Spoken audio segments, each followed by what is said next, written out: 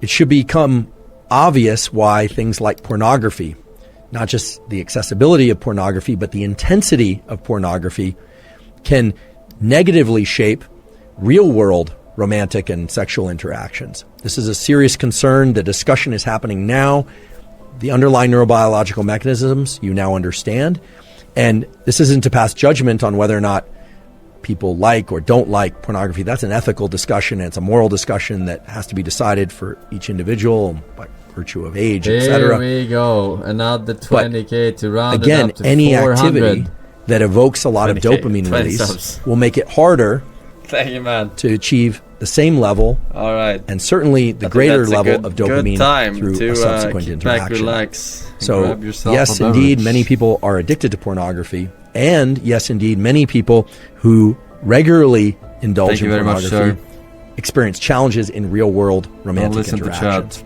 Fortunately, most people do not experience or pursue enormous increases in dopamine, leading to these severe drops in baseline. Holy fuck. Many people do, however, and that's what we call addiction. When somebody pursues a drug or an activity that leads to huge increases in dopamine, and now you understand that afterward the baseline of dopamine drops because of depletion of dopamine, the readily releasable pool, the dopamine is literally not around to be released, and so people feel pretty lousy. And many people make the mistake of then going and pursuing the dopamine evoking, the dopamine releasing activity or substance again, thinking mistakenly that it's going to bring up their baseline. It's going to give them that peak again.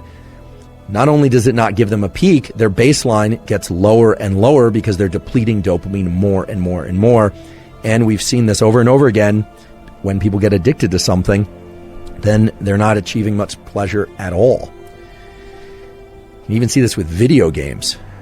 People will play a video game, they love it, it's super exciting to them, and then they'll keep playing and playing and playing, and either one of two things happens, typically both.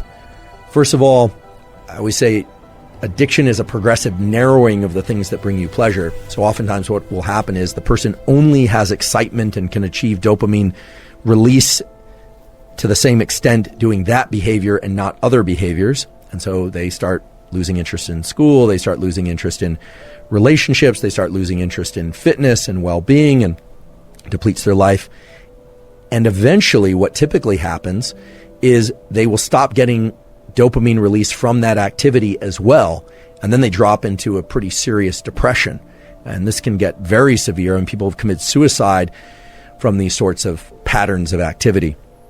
But what about the more typical scenario? What about the scenario of somebody who is really good at working during the week, they exercise during the week, they drink on the weekends?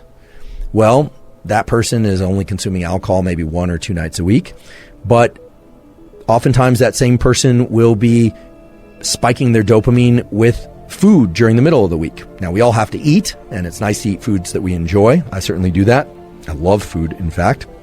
But let's say they're eating foods that really evoke a lot of dopamine release in the middle of the week. They're drinking 1 or 2 days on the weekend. They are one of these work hard, play hard types, so they're swimming a couple miles in the ocean in the middle of the week as well. They're going out dancing once on the weekend. Sounds like a pretty balanced life as I describe it. Well, here's the problem. The problem is balanced life. Dopamine is not just evoked by one of these activities. Dopamine is evoked by all of these activities. And dopamine is one currency of craving, motivation, and desire and pleasure. There's only one currency. So even though if you look at the activities, you'd say, well, it's just on the weekends, or this thing is only a couple times a week. If you looked at dopamine simply as a function, as a chemical function of peaks and baseline, it might make sense why this person, after several years of work hard, play hard, would say, yeah, I'm feeling kind of burnt out. I'm just not feeling like I have the same energy that I did a few years ago. And of course, there are age-related reasons why people can experience drops in energy, but oftentimes what's happening is not some sort of depletion in cellular metabolism that's related to aging. What's happening is they're spiking their dopamine through so many different activities throughout the week that their baseline is progressively dropping. And in this case, it can be very subtle. It can be very, very subtle. And that's actually a very sinister function of dopamine, we could say, which is that it can often drop in imperceptible ways, but then once it reaches a threshold of low dopamine, we just feel like, we can't really get pleasure from anything anymore. What used to work doesn't work anymore. So it starts to look a lot like the more severe addictions or the more acute addictions to things like cocaine and amphetamine, which lead to these big increases, these big spikes in dopamine, and then these very severe drops in the baseline. Now, of course, we all should engage in activities that we enjoy. I certainly do. Everybody should. A huge part of life is pursuing activities and things that we enjoy.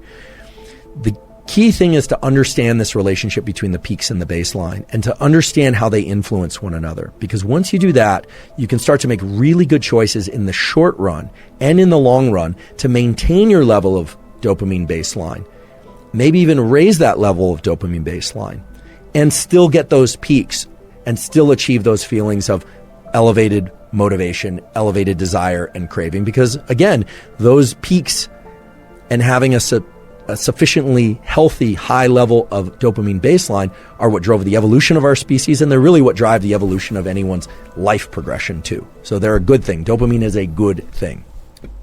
Doesn't explain how to raise the baseline of dopamine. Great video, great analysis, great retard.